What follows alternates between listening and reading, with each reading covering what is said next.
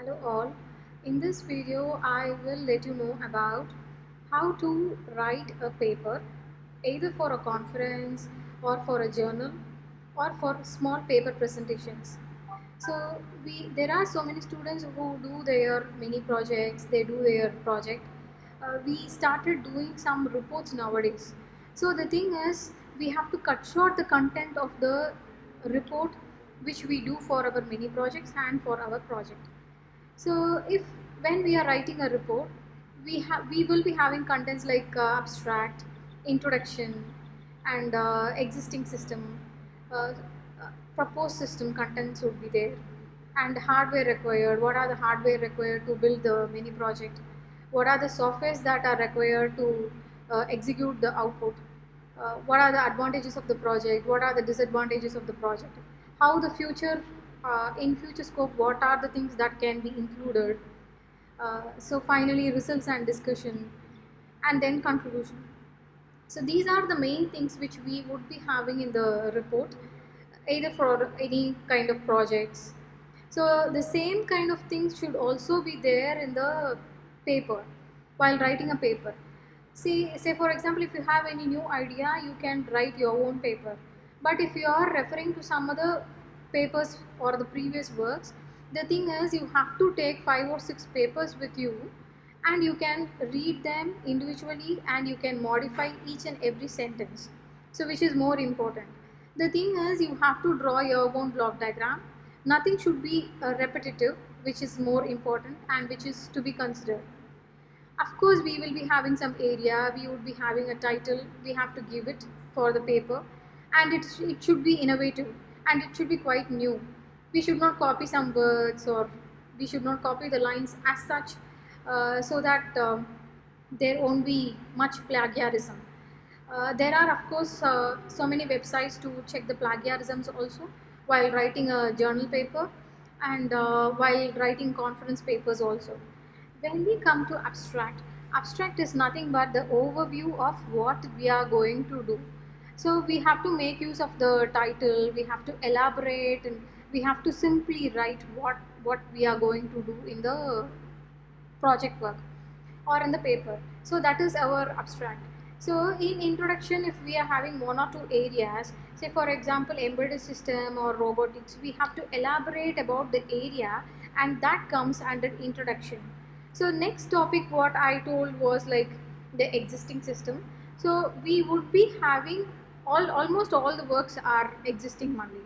So we would be making some small modifications in the existing work. Okay, so the existing work we have to elaborate it. Block diagram is not needed for it. That comes under, that content comes under existing system. And also in proposed system, the work that we are going to do, the small modifications that we are going to do in the existing system, that will come under proposed system. So the next topic would be block diagram. As I told you, you can draw the block diagrams using Word or PowerPoint, and you can put colors nowadays, and you can put small images inside the block diagrams. You can put different types of arrow marks and circles. A block diagram need not be with blocks nowadays. So you can put links and all the things you can put in the block diagram representation, and it's totally the overview, a pictorial representation of our work is called as block diagram. So that is what we will be having in the block diagram. And the next topic would be hardware requirements. What are the things that you put inside the block diagram? That is to be explained in the under the heading called hardware required. So say for example, if you make use of an Arduino or microcontroller or an encoder or decoder while designing a robot, the thing is you have to put each and every heading under the hardware requirements, and you have to put the explanation for it. You have to put the circuit diagram or the block diagram for it, and you have to give the explanation. Okay, and the most important thing is the sentence is to be modified. The sentence should not be copied from anywhere, so which is to be highlighted, which is to be noted, and that is what you have to do in hardware requirements. And next topic is like software requirements. So the software that you used for programming, the codings, probably if you want you can put few codings under software required. and you can do the codings also. And the results and discussions, you can put a screenshot under that title, and you can also include future scope and advantages and disadvantages. What are the advantages? Disadvantages quite not necessary, but advantage you can put, and future scope can also be included. If you are doing small projects, or it's like students based, what I'm telling is student based.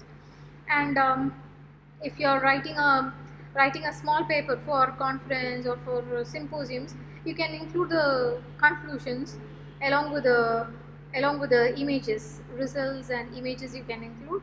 And conclusion is more or less interconnected to the abstract, and whatever that you have, the objectives or the aim that you have in the abstract, you can mention it in the conclusion. And references should not be quite older ones in the older years, about 10 years, 12 years before. References you should not put, that you have to keep in mind. And the thing is like the references should be related to 2021, 22 or 23. Okay, I hope the video would be quite useful for you. Thank you for watching. Bye.